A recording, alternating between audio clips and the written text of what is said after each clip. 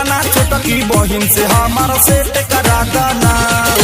दिन भर खेले ताश हमरा बहिन के गरबाना उता रंजर चढ़ले तू हो आठवा फेल उता कॉलेज पढ़ले तू हो आठवा फेल उता कॉलेज पढ़ले।